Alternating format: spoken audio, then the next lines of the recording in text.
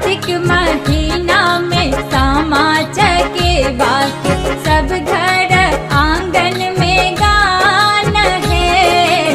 कार्तिक महीना में सामा चकेवा के सब घर आंगन में गान है।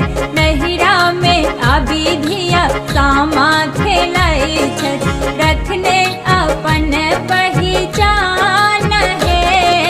नहिरा में अविधिया सामा खेलाई छत रखने अपन पहचान है। कार्तिक महीना में सामा चकेवा।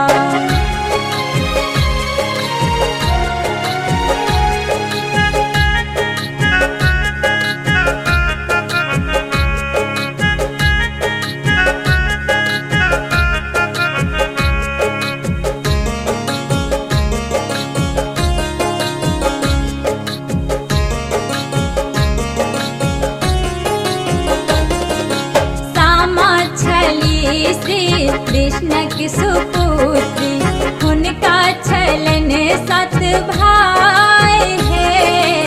सामा छली श्री कृष्ण की सुपुत्री उनका छलन 7 भाई है। हुनक परम प्रिय भैया चकेवा दोनों के सुंदर स्वभाव है। हुनक परम प्रिय भैया चकेवा दोनों के सुंदर स्वभाव है। कार्तिक महीना में सामा चकेवा।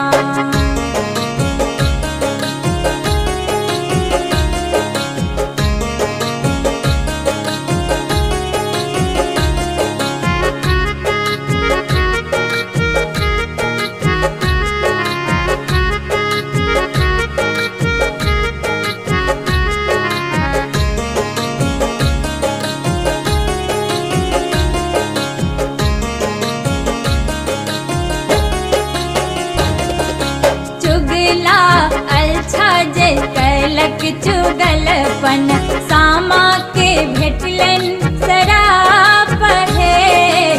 चुगला अच्छा जे कैलक चुगलपन सामा के भेटलन सराप है।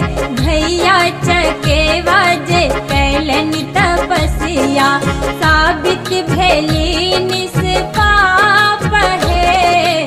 भैया चकेवा जे कैलन तपस्या साबित भेली निष्पाप है। कार्तिक महीना में सामा चकेवा।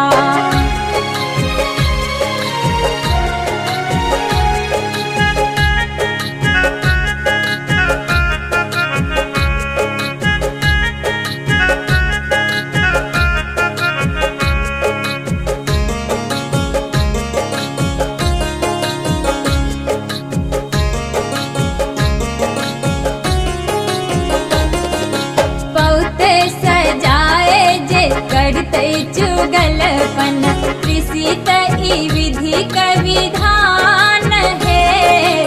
बहुत सजाए जे करते चुगलपन त्रिसित ई विधि का विधान है। भैया बहिनक स्नेह की पावन मिथिला के